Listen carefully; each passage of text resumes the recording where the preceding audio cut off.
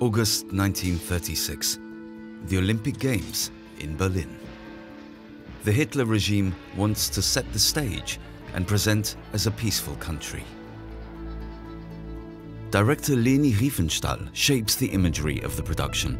Her Olympic film becomes an icon of film history, produced in the name of the Nazi propaganda.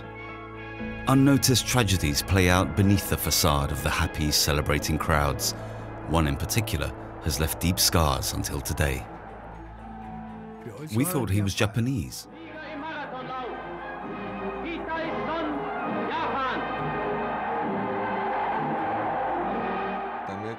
As an athlete, he achieved the ultimate goal of his life in Berlin. It was a bitter victory. He was not a happy, but rather a sad gold medalist. Ki Chung-son must run under a false name and a foreign flag. The Korean wins for Japan, the power that is repressing his own people. There stands a Korean who needs to sing the Japanese national anthem. There must be some kind of story behind this man, Leni Riefenstahl would have thought.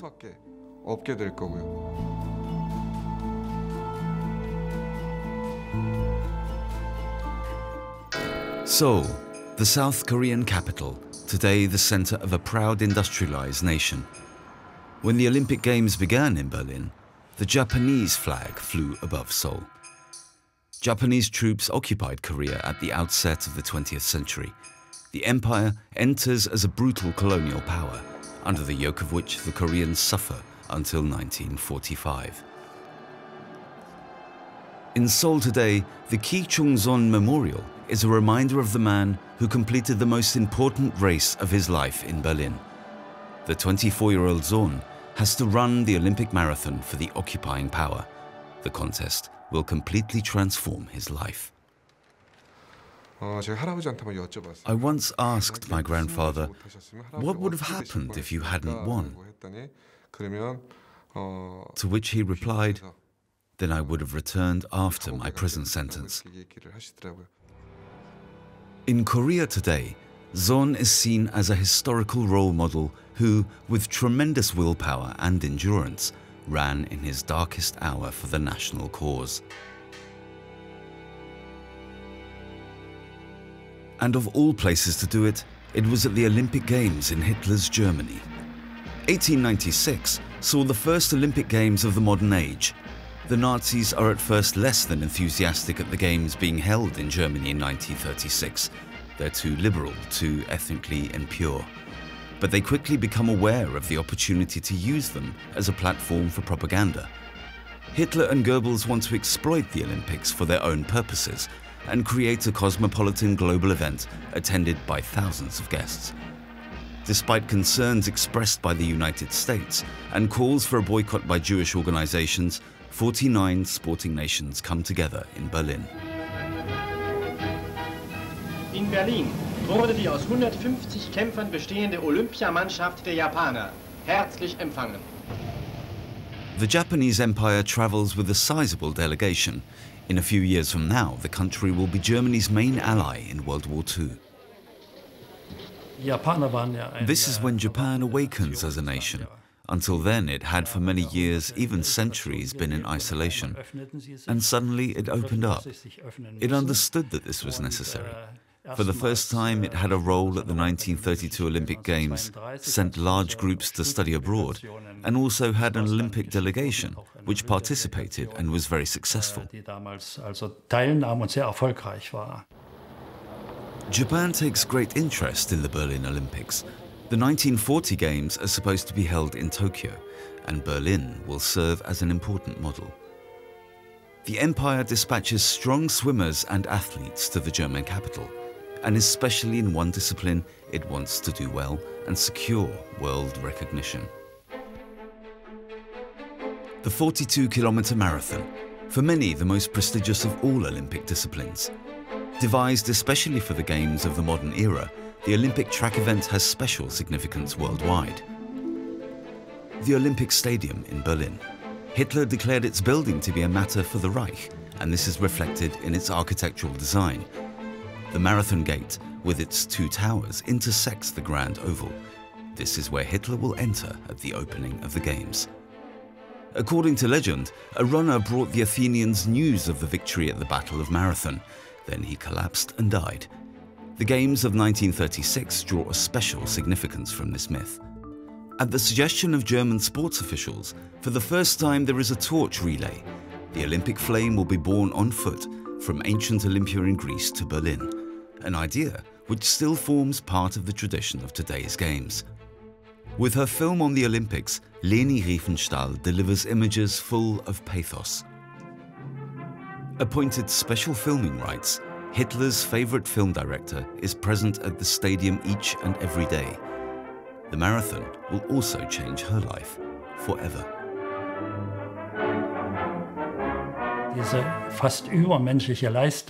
This almost superhuman performance, enduring a route of over 42 kilometers, surely fascinated her. But I think she was also inspired by the legend of the runner of marathon, and it was clear to her that it was to be one of the highlights of the film. Das ist sozusagen einer der Höhepunkte des Films. The race creates a remarkable personal bond between her and the marathon winner of 1936. In Seoul, in the archive of the Zorn Foundation, evidence of this unexpected relationship is stored. Leni Riefenstahl met my grandfather in 1936.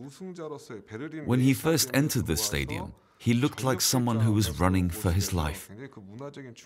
This must have made an enormous impression on her, and thus began her friendship with Ki Chung-son.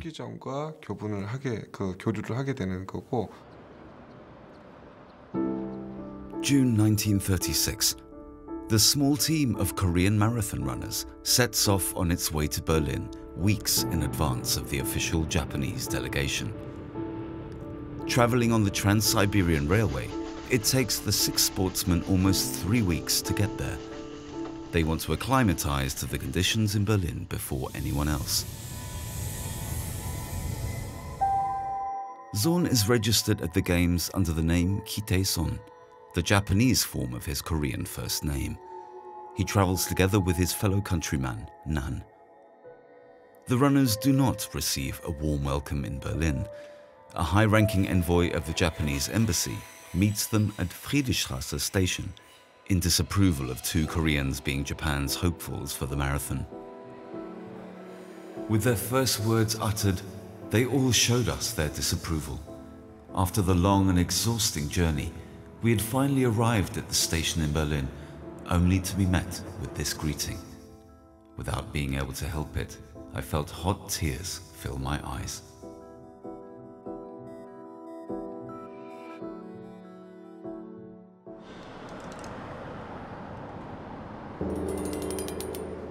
Japan's contempt for Koreans has deep roots.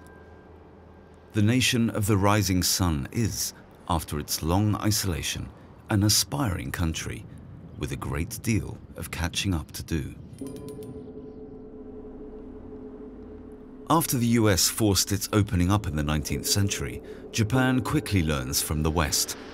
In addition to modernizing its political system, economics, and the sciences, the empire also implements a modern military system. It takes the Prussian army as its guiding example. Similar to Germany, Japan also wants colonies, preferably on the Asian continent. In 1894, the First Japanese-Chinese War breaks out. The island of Taiwan is conquered. 10 years later, Japan attacks Russia to break its stranglehold on Manchuria's raw materials. Japan is victorious, on land and on water, and now counts as one of the imperialist powers. In 1910, the Imperial Kingdom annexes the Korean peninsula and declares it a colony. A Japanese general governor takes on rule in Seoul. The Korean flag is banned. Above the city, the occupiers erect a Shinto shrine, a symbol of the Japanese emperor worship. The majority of the Buddhist and Christian population is forced into obeisance, and Shinto is declared a state religion. So begins a decade of cultural repression. Japanese becomes the official language. Korean names are changed to sound more Japanese. Still, the new rulers encounter fierce resistance. Above all else, Korea is exploited economically. The country is rich in rice and mineral reserves. The growing Japanese industry needs resources and labor. The colonial influence also extends to sports. The Yangchung Secondary School in Seoul is an elite talent incubator for athletes. Zorn is one of the students. The athlete who came 6th in the 1932 Los Angeles Olympics was schooled here. Korean runners are renowned for their rigorous training. The Japanese want to reap the success for themselves and allow the Koreans to compete. 우리가 일본에 대한 피해 압박을 받았던 지배를 For a people oppressed and dominated by Japan, there were not many sports that could express a spirit of resistance. There was, of course, football, basketball, or speed skating. But with the marathon, it was easiest to show resistance. And it didn't cost much. As a result, the marathon was very popular, and there were also a lot of good runners. The best runner is Ki Chung-son. In 1912, 2 years after the Japanese invasion, he is born on the border with China, in what is today North Korea. It is a poor and harsh region, with little more to offer than forests and wood felling.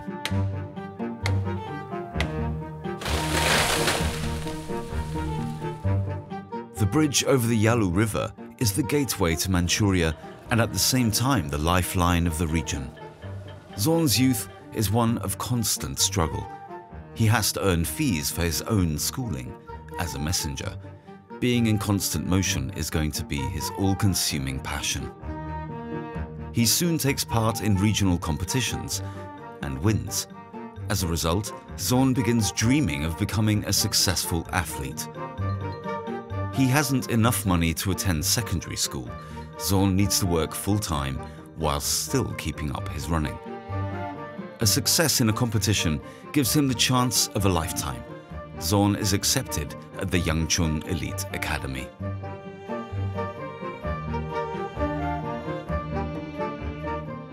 The runner my grandfather admired the most was the Finn, Paavo Nurmi. He earned the nickname Flying Finn. He was an Olympic gold medal winner for middle and long distance running. Zorn wanted to be like Nurmi.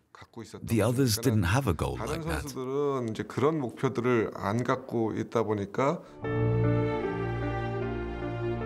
Zorn is ambitious, trains hard, and runs his first world-class times.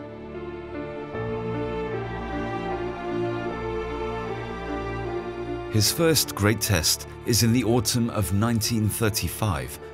Zorn travels to Tokyo for the National Meiji Sports Competition, named after the Emperor Meiji, under whose rule Japan made the leap to becoming a modern great power. The competition at the Meiji Stadium is a national event, and also where the preliminary decisions for the Olympic selection are made. Zorn manages sensationally. He wins the marathon with a strong lead and sets a world record at 2 hours, 26 minutes, 42 seconds.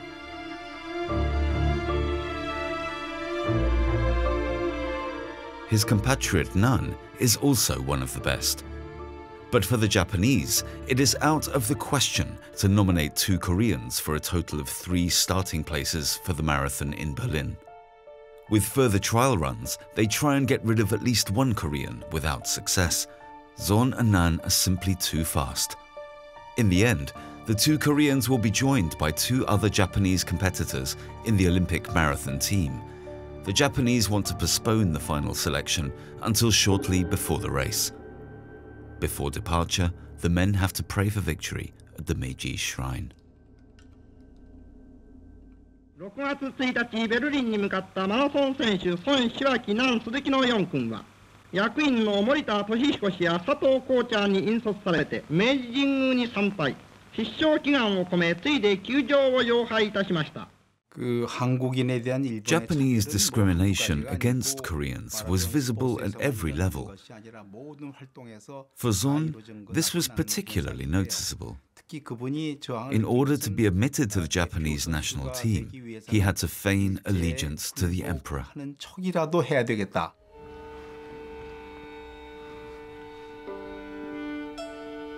Upon arrival, the Olympic village on the outskirts of Berlin will be Zon's and the Japanese delegation's new home for 7 weeks. The German army has turned the often underappreciated sandy soil in Brandenburg into a little paradise.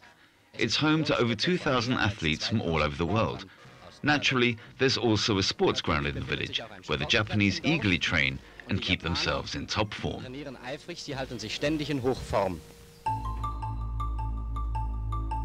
Guests from the Far East are made to feel comfortable.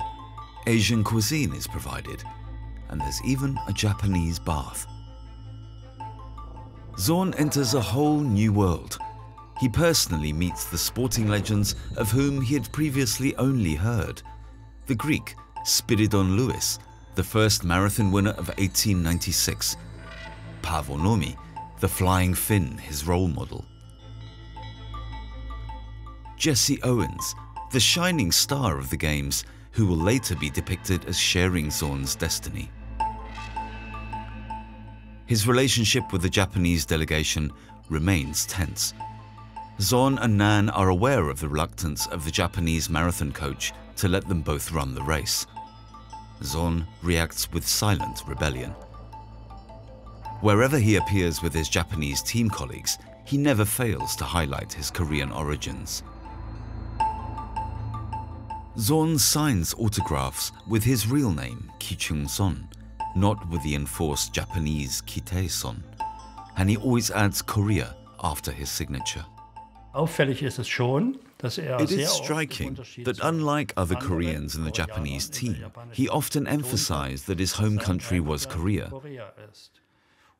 This was, however, completely accepted and was noted by the journalists, that is, in the case of the German journalists, as a distinctive feature and as noteworthy of mention. With this, you can already detect a very strong connection with Korea. Zon refuses to wear the Japanese jersey, with the excuse of keeping it in good condition until he faces the competition. He is the only one who doesn't wear it, even when attending a reception with the ambassador.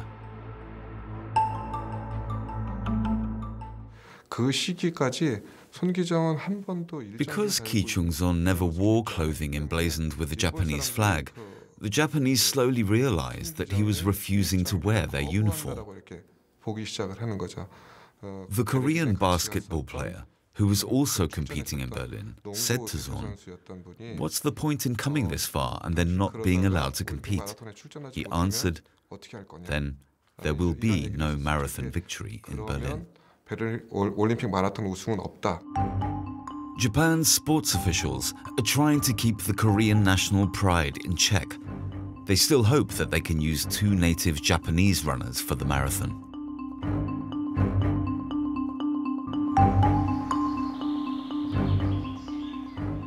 Then something happened which blew my mind. Shortly before the Games, our coach Sato said, "We're going to do a timed 30-kilometer run to select the 3 runners for the marathon." Simply crazy to order such a feat before the real race. I had no sympathy for them after that. The final selection, barely 3 weeks before the competition. Zon and Nan run in specially designed shoes, similar to traditional Japanese footwear. The run partly crosses over the marathon route. The Japanese runner Shiwaku tries to secretly shorten the route. Nevertheless, Zon and Nan win the race by far. At last, their place as competitors is confirmed.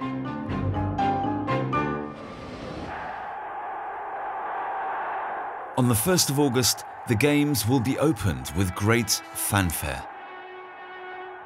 Under the eyes of more than 100,000 spectators and the whole world, Hitler enters the stadium to present Germany as a friendly yet immensely powerful empire. The ugly side of the Nazi regime, the brutal persecution of tens of thousands of Jews and other so-called Volkszersetzer, corruptors of the people, remains hidden in the shadows of this grandiose illusion. Leni Riefenstahl captures this grand spectacle of propaganda on film. Greece, the birthplace of the Olympic Games, opens the parade with the marathon winner Spiridon Louis at its head. The team and a few others salute with the Olympic greeting, which has been in use since 1924.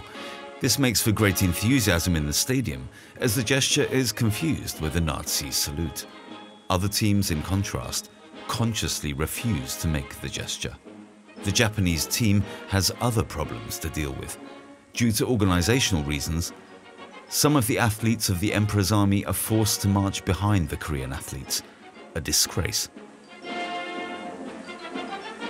verkünde die Spiele von Berlin zur Feier der 11. Olympiade neuer Zeitrechnung als eröffnet.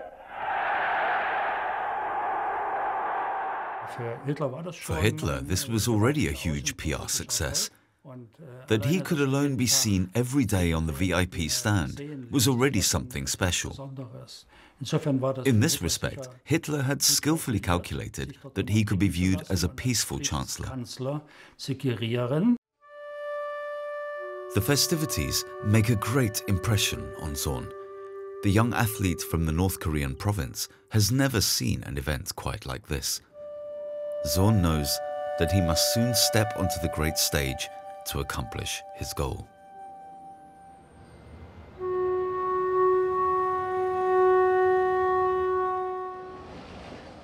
The 9th of August 1936, the day of the big race. It's a warm day in Berlin. 120,000 expectant spectators pour into the stadium.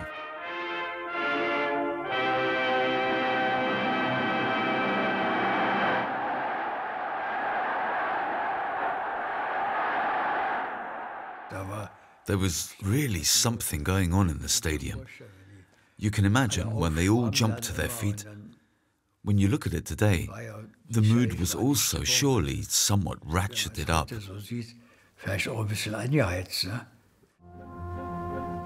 Along the course of the Grunewald and alongside the Avus motorway, around 1 million spectators are waiting for the runners. The reporters have also got themselves in position. The marathon will be broadcast live for the first time. Argentina's Carlos Zabala, winner of the Los Angeles Games 4 years earlier, is a big favorite. At 3 p.m, the best long-distance runners in the world are on the starting line. Zorn is wearing his Japanese jersey for the first and also last time.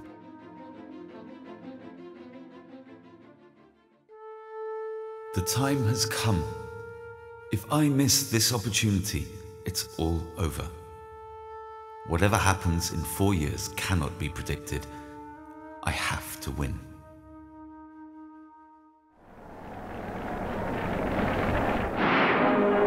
Marathonlauf, die gigantischste Probe der Athleten. 42 Kilometer bis zum Ziel. 56 Läufer, die härtesten und zähesten Kämpfer aller Erdteile, setzen ihr Letztes ein für den Sieg ihres Landes. Zabala, der Argentinier, will ein zweites Mal gewinnen. Geht gleich an die Spitze. Aber seine Gegner sind stark. Die besten Langstreckenläufer aus der ganzen Welt. Oliver, sein Landsmann, die Finnen, die Südafrikaner, die Engländer, die Leute von USA und die Japaner wissen, was sie wollen. Vor allem ihr Favorit, Son, der Student. Hier ist der Deutsche Rundfunk.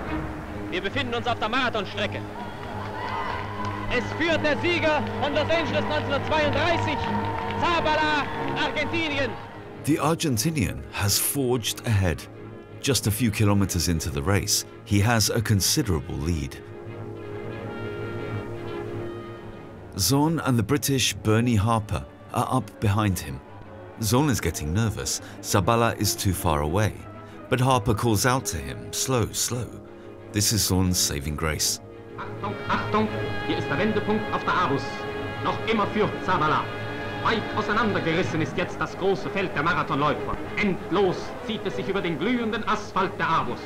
Hinter Zabala liegen der Japaner Kip Tae-son und der Engländer Harper Schulter an Schulter auf dem zweiten Platz. At kilometer 31, Zorn catches up with Zabala. Hier ist der Sprecher am Kaiser-Wilhelm-Turm. Die Läufer haben schon 35 Kilometer hinter sich.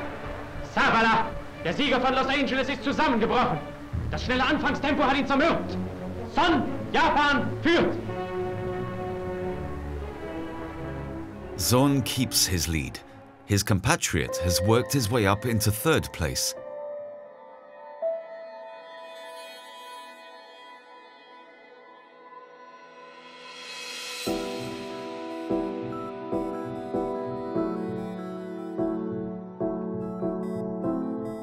Son, der Japaner, führt seit langem. Er kommt jetzt über das Maifeld dem Stadion zu. Frisch noch ist sein Schritt. 120.000 sind still. 120.000 sind von ihren Plätzen aufgestanden und warten, sehen auf das dunkle Tor den Eingang zum Hauptkampffeld, wo der japanische Sieger Son kommen muss, der koreanische Student. In einem rasenden Endspurt jagt er heran. Der kleine Mann, die rote Sonne im weißen Feld leuchtet. Son 選手1着5メートル。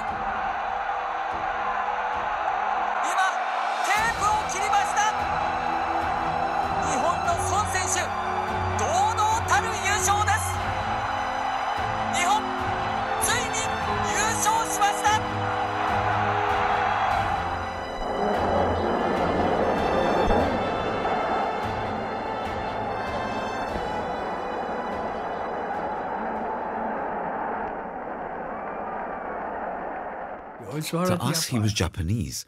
That's what I knew back then. It was only afterwards I learned he was Korean.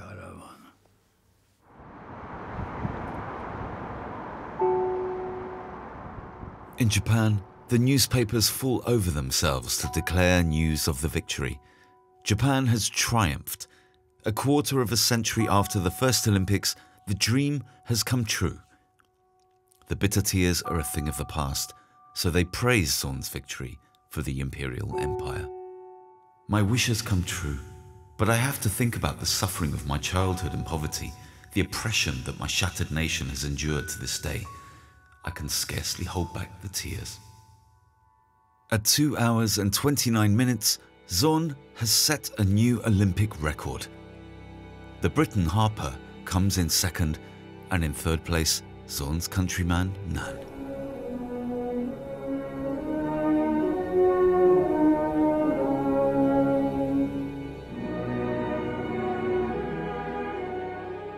For the first time, I understood the Japanese flag and the Japanese anthem. This is my victory. But what does this flag mean? What does the grasp of the Japanese mean to my countrymen? I didn't run for the Japanese. I ran for myself and for my long-suffering people. Never again will I run under the Japanese flag.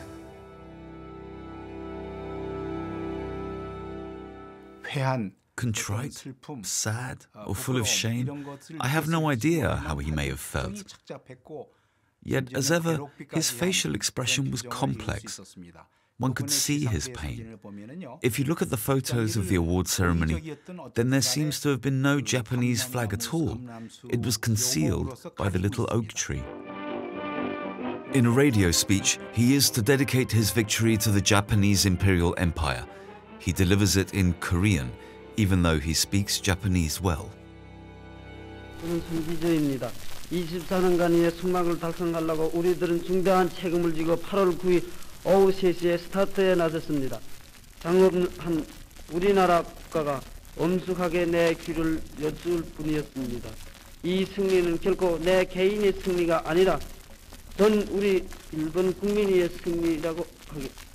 이 승리야말로 내 개인의 달린 힘보다도 우리나라 동포 여러분의 열렬한 응원의 결정입니다.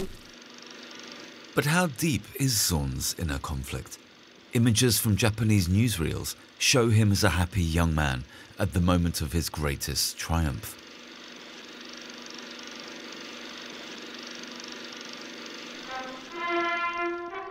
For the woman who will later turn him into an icon with her images, Berlin 1936 is also the peak of her career. 2 years after the Games, Leni Riefenstahl released her Olympic film.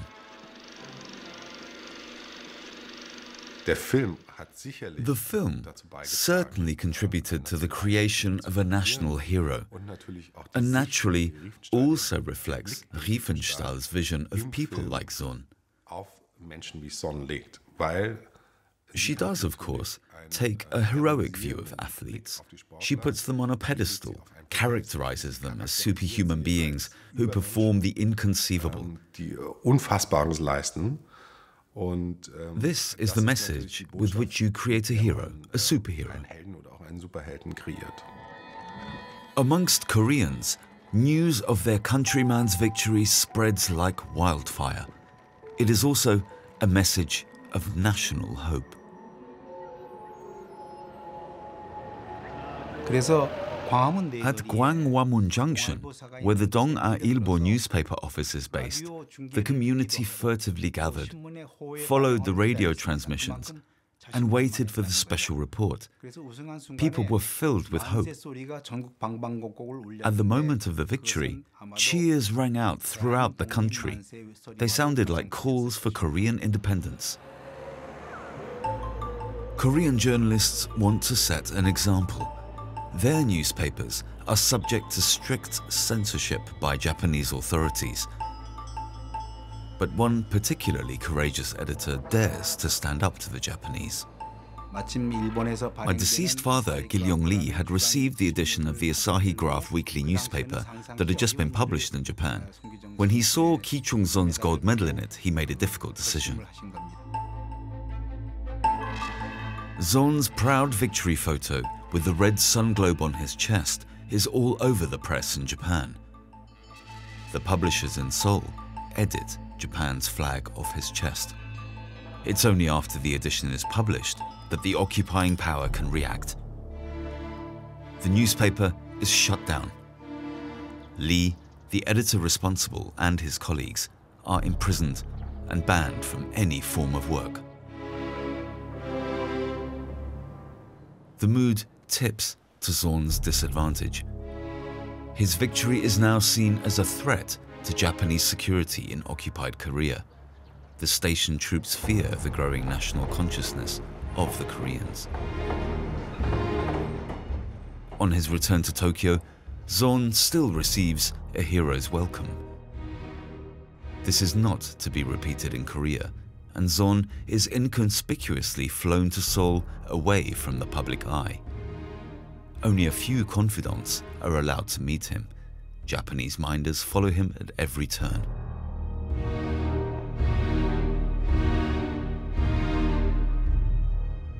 During his last year at the Yangchung Elite Training School, he is not allowed to appear publicly. Even running events are out of bounds to him. Private student parties are broken up by police. He is monitored by the Secret Service around the clock. The pressure is too great. I would rather give back my victory. His triumph in Berlin has become a burden. The cases of political resistance are documented in Japanese secret police files.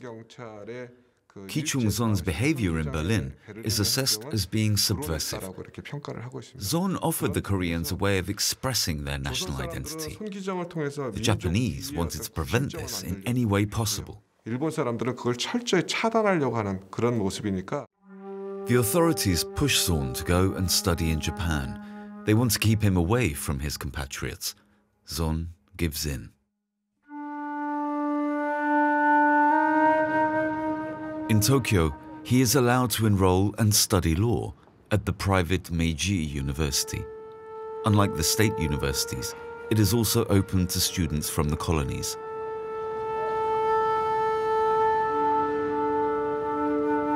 On condition that Sohn must not participate in competitions and must avoid public gatherings. The Olympic winner will never again compete as a runner in public competitions.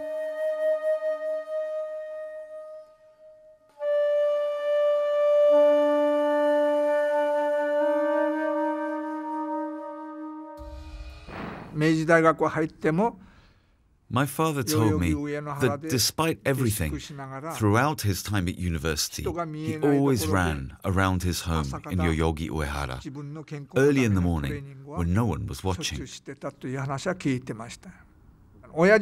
My father never again wanted to run under the Japanese flag, but he did tell me that he would have liked to run under the colors of the Meiji University. The world is in turmoil. The Japanese Imperial Empire is expanding ever more aggressively in Asia and attacks the Chinese mainland.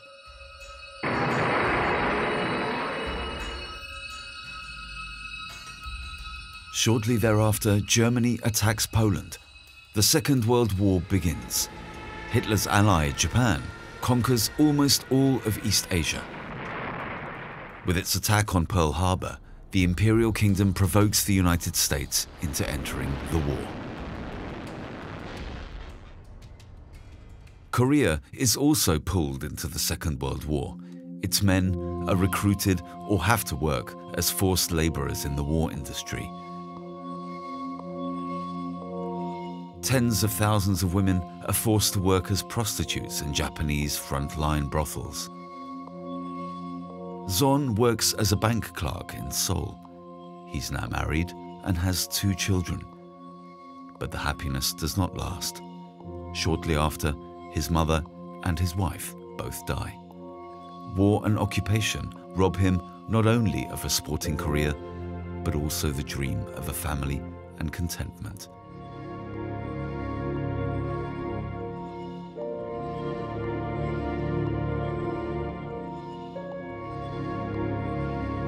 The Second World War ends in a crushing defeat for Japan. The 2 US atomic bombs on Hiroshima and Nagasaki forced the Imperial Empire to surrender on the 15th of August, 1945.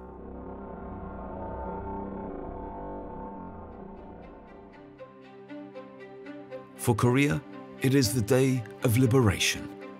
After 35 years, the Korean flag flies over Seoul once again.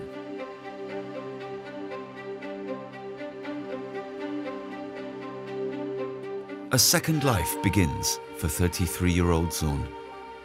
The hero of 1936 fell into obscurity during the war, but liberated Korea discovers him once again and celebrates him as the national hero that defied the Japanese. Zon becomes a coach, and now his protégés can achieve what he himself was denied as a runner, to win in Korean colors. Zon's athletes win several times at the prestigious Boston Marathon. In 1950, they took the first 3 places. Korea is one of the great marathon nations of the post-war period. To cheer them on, at that time in Boston, Ki Chung-son shouted at the top of his voice, "Run for your fatherland. Run for the Republic of Korea." It must have been a moving moment for him. But Korea falls into the next disaster. After the Second World War, the country was divided. In 1950, the Communist North attacks the Democratic South. In the end, millions are dead, and the division of the country is greater than ever, up until this very day. Zon will never see his North Korean home again. He remains in Seoul, the capital of South Korea.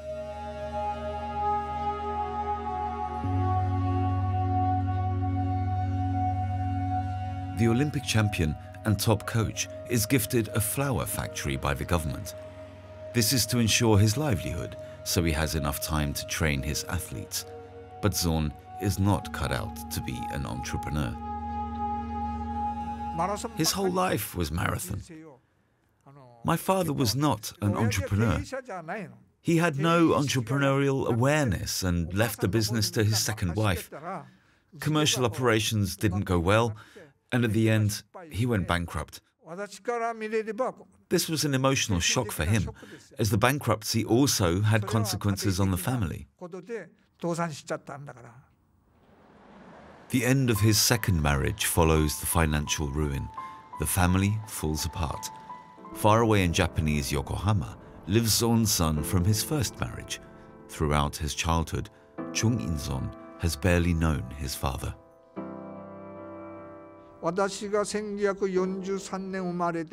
I was born in 1943, and in the following year my mother died. He could not take care of us, so he took my sister and I to his brother's home. Because he was always on the go and busy promoting marathons and leading talented runners to success at the Boston Marathon.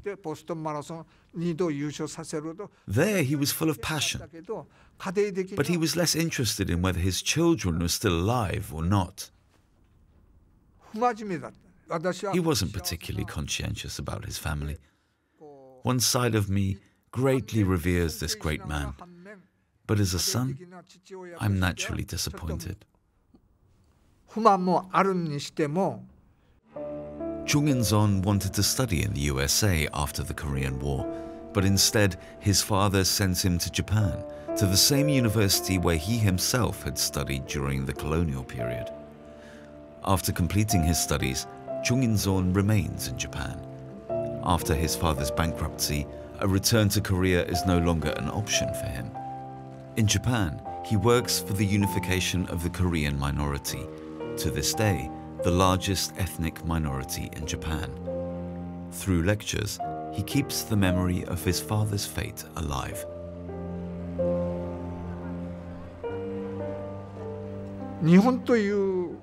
He had his own view of the sovereign state of Japan, but he was bound to the Japanese in a friendly relationship, regardless of nationality. It was a humanist side to him.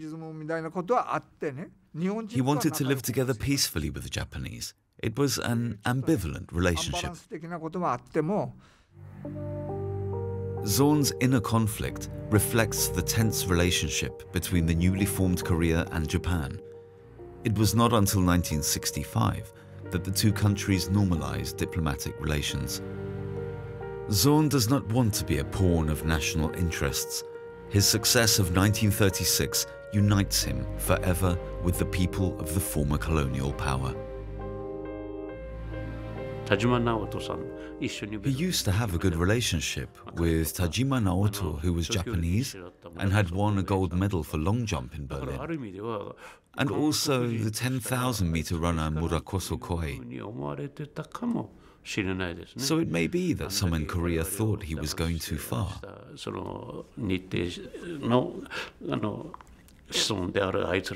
The fact that he remained friendly with the people who had so oppressed their nation did not go down well with many. It didn't interest him. He was only concerned with national understanding made possible through sport. He embodied the Olympic spirit in the best possible sense. Professor Zenichi Terajima from the Meiji University is trying to keep Zon's memory alive, for in Japan, the bearer of its first gold medal has been forgotten in the annals of the Imperial Empire's history. Zon's story used to feature in Japanese schoolbooks, but today that's no longer the case, and the media hardly mentions the story. One could say that following the war, Zon was systematically erased from the Japanese memory.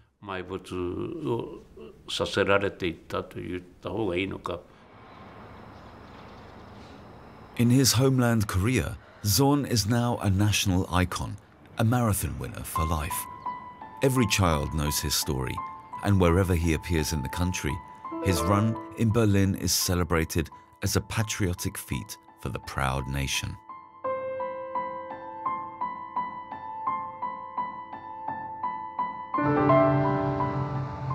Zon travels around the world and represents his homeland at international sporting events. 20 years after the Olympics, he returns to Berlin for the first time, where he achieved his victory. After the horrors of the Nazi dictatorship, the memories of the Olympics in 1936 have faded.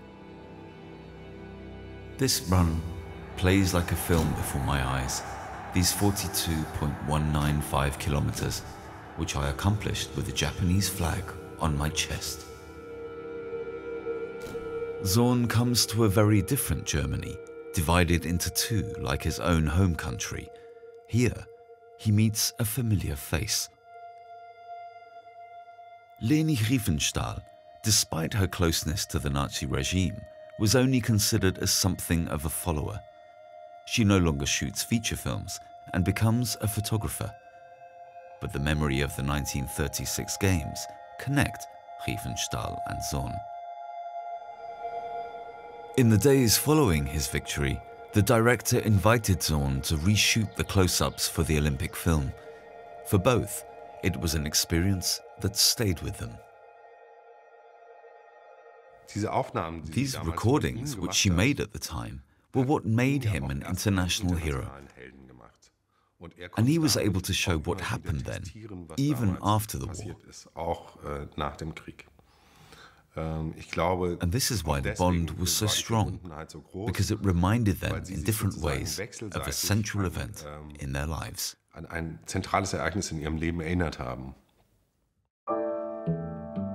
There is a regular exchange of letters between Zorn and Riefenstahl, which lasts for decades. Greeting cards, photos, memories. The tone is warm. They meet regularly at different places around the world. It is a lifelong friendship.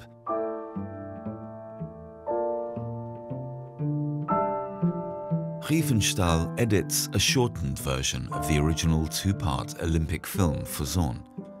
Above all, it shows the marathon, a very personal reminder. Riefenstahl's images still shape the Koreans' memory of their most famous runner. In 1988, a national dream comes true. The Olympic Summer Games go to Seoul, and not the Japanese competitor in Nagoya. When grandfather carried the torch, I cried.